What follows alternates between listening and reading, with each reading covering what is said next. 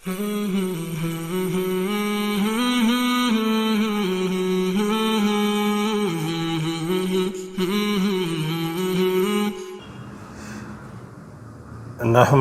نصلی علی رسولہ الکریم اما بعد فاعوذ باللہ من الشیطان الرجیم بسم اللہ الرحمن الرحیم۔ محترم ناظرین، السلام علیکم ورحمۃ اللہ وبرکاتہ۔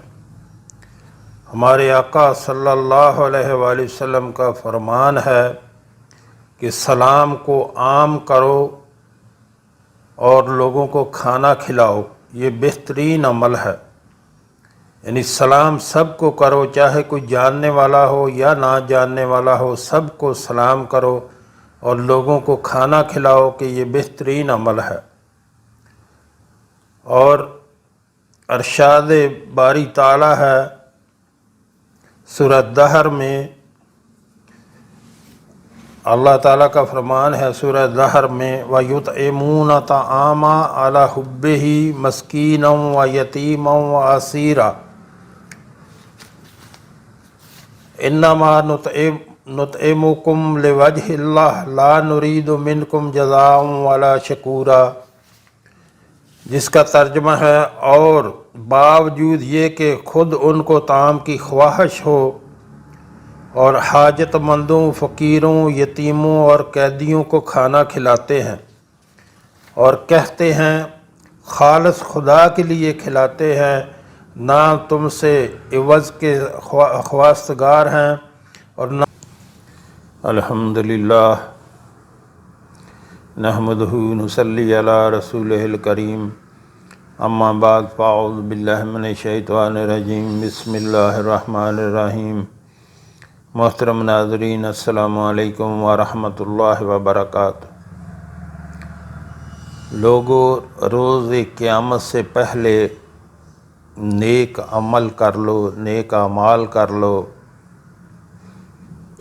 اے لوگو، اپنے رب سے ڈرو، بے شک قیامت کا زلزلہ جو ان قریب آنے والا ہے بہت سخت چیز ہے۔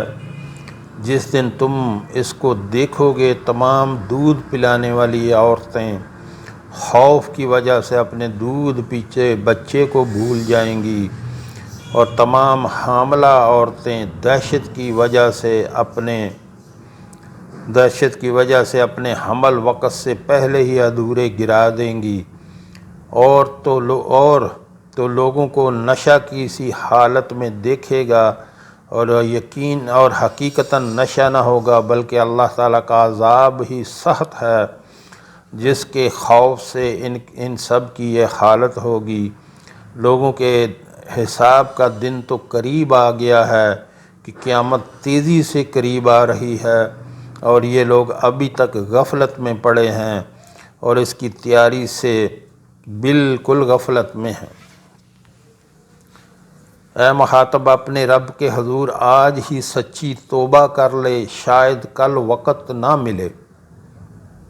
موت کے وقت جب بندے کی روح جسم سے نکلنے لگتی ہے تو حلق کی نالی میں ایک قسم کی آواز پیدا ہو جاتی ہے، جسے عربی میں غرغرہ اور اردو میں ہرا چلنا کہتے ہیں۔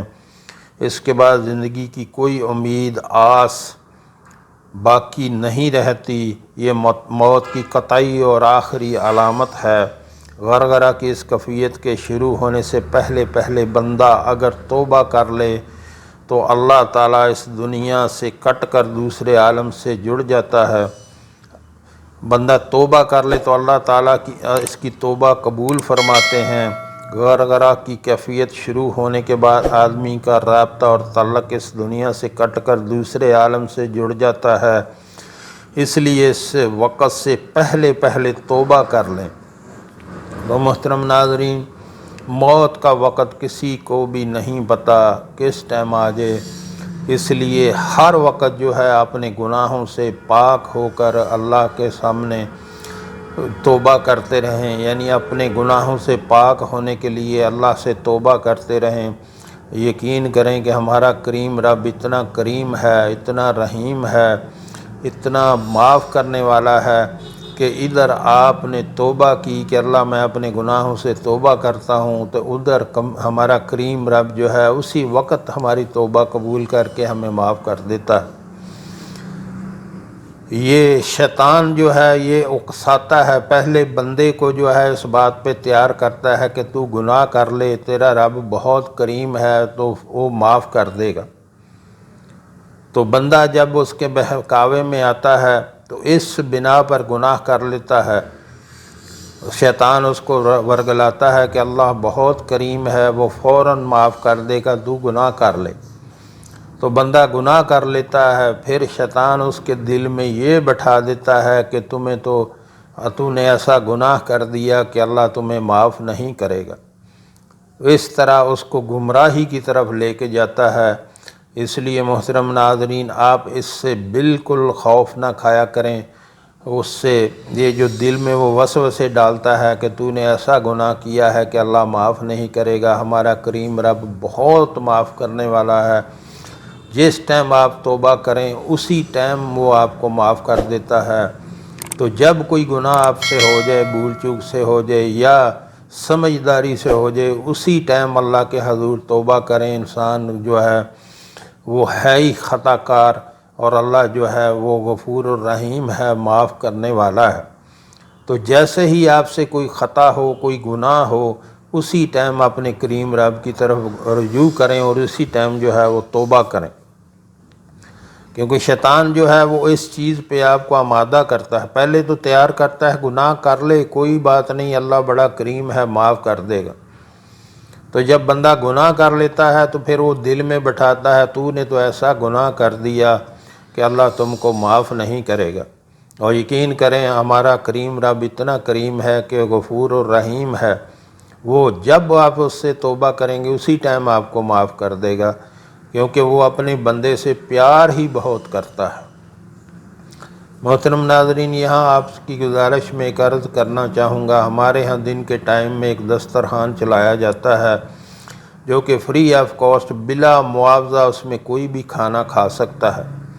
ہمارے آقا صلی اللہ علیہ وآلہ وسلم کا ارشاد مبارک ہے کہ سلام کو عام کرو، یعنی سب کو سلام کرو، کوئی جاننے والا ہے یا نہیں جاننے والا سب کو سلام کرو، اور لوگوں کو کھانا کھلاؤ۔ لوگوں کو کھانا کھلانا اللہ کا بہت پسندیدہ عمل ہے۔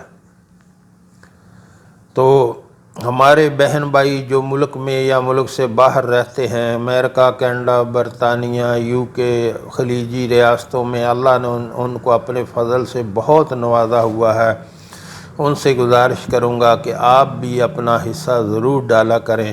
ہر مہینے میں آپ جو ہے ایک ترتیب بنا لیں کہ مہینے میں 5%، 10% اپنے کاروبار میں سے یا اپنی سیلری میں سے آپ نے اللہ کے راستے پہ خرچ کرنا ہے۔ تو اپنی زندگی میں اپنے اللہ کے دیے ہوئے مال میں سے خرچ کریں۔ یقین کریں بعد میں کوئی کسی کے لیے کچھ نہیں کرتا، اور جو اللہ کے راستے پہ خرچ کر دیا وہ باقی رہنے والا ہے، جو دنیا داری میں خرچ کر دیا وہ ضائع ہو گیا۔ تو اپنی زندگی میں اپنے لیے خرچ کریں، اللہ کے راستے میں خرچ کریں۔ میں نے یہاں تک دیکھا ہے کہ جو مال چھوڑ کے جاتے ہیں دنیا میں، تو بعد میں اولادیں جو ہیں ان میں لڑائی جھگڑے ہوتے ہیں، اور پھر وہ مال جو ہے وہ وبال بن جاتا ہے۔ اس لیے اپنی زندگی میں اپنے ہاتھوں سے اللہ کے دیے ہوئے مال میں سے اپنے لیے ضرور خرچ کریں اور آخرت کا سامان بنائیں۔ نیچے ڈسکرپشن میں میرا واٹس ایپ نمبر موجود ہے، اس میں آپ رابطہ کر کے طریقہ کار پوچھ سکتے ہیں، جیسے آپ کو مناسب لگے۔ آپ اگر پیسے بھیجیں اس کا پورا حساب ہے، کوئی چاول دینا چاہے، کوئی چنے دینا چاہے، کوئی مسالہ جات آئل وغیرہ دینا چاہے، جس طرح آپ کو آسانی لگے آپ اس میں اپنا حصہ ڈال سکتے ہیں۔ اللہ ہم سب کو اپنے خرچ کرنے کی اپنے راستے میں توفیق عطا فرمائے۔ رب العزت کا فرمان ہے، اور ہم نے اور امتوں کی طرف بھی جو کتاب آپ سے پہلے زمانہ میں اور ہم نے اور امتوں کی طرف بھی جو کہ آپ سے پہلے زمانہ میں تھیں پیغمبر بھیجے تھے، مگر انہوں نے ان پیغمبروں کو نہ مانا، سو ہم نے ان کو تنگ دستی، بیماری، مصائب میں مبتلا کیا اور ان سختیوں کے ساتھ پکڑا تاکہ وہ لوگ ڈھیلے پڑ جائیں کہ آفتیں آنے پر اللہ تعالیٰ شانہ کو یاد کیا جاتا ہے، مگر وہ یہ بھی اپنی حرکتوں سے باز نہ آئے۔ پس جب ان کو ہماری طرف سے سزا پہنچی تو انہوں نے عاجزی کیوں نہ کی تاکہ ان کی آہذاری اور عاجزی اور توبہ سے ان کا قصور معاف کر دیا جاتا، لیکن ان کے دل تو ویسے ہی سخت رہے، اور شیطان ان کے اعمال کو جن میں وہ مبتلا تھے اور ان کی حرکتوں ان کی نگاہوں میں آراستہ کر کے دکھاتا رہا۔ بس جب وہ لوگ ان چیزوں کو بھولے رہے جن کی ان کو پیغمبروں کی طرف سے نصیحت کی جاتی تھی، تو ہم نے ان پر راحت و آرام اور عیش و عشرت کی ہر چیز کے دروازے کھول دیے، جس سے عیش پرستی میں خوب مست ہو گئے، یہاں تک کہ جب وہ ان چیزوں کے ساتھ جو ان کو دی گئی تھیں خوب اتراتے اور اکڑنے لگے، تو ہم نے ان کو دفعتاً پکڑ لیا اور ایسا فوری عذاب ایک دم ان پر مسلط کر دیا کہ ان کو اس کا وہم و گمان بھی نہ تھا۔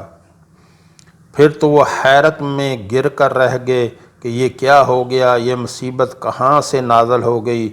پھر تو ہمارے فوری عذاب سے ظالموں کی بالکل جڑ کٹ گئی، اور اللہ کا شکر ہے جو تمام جہانوں کا پروردگار ہے کہ ایسے ظالموں کی جڑ کٹ گئی۔ تو محترم ناظرین، اس سے پہلے کہ اچانک موت آ جائے، کوئی حادثہ ہو جائے، کوئی اچانک زلزلہ آ جائے، یقین کریں پتہ ہی نہیں چلتا، لوگ سوئے ہوتے ہیں، زلزلے آ جاتے ہیں اور موت آ جاتی ہے۔ گناہ اور توبہ کا موقع نہیں ملتا، کلمہ پڑھنے کا موقع نہیں ملتا۔ اس لیے ہر وقت جو ہے اپنے آپ کو تیار رکھیں، ہر وقت اللہ کو یاد کریں، نماز کی پابندی کریں اور اپنے گناہوں سے ہر وقت اللہ کریم سے توبہ کرتے رہیں۔ جو ہم نے پڑھا، جو ہم نے سنا، اللہ ہمیں اس پر عمل کی توفیق عطا فرمائے۔ وآخر دعوانا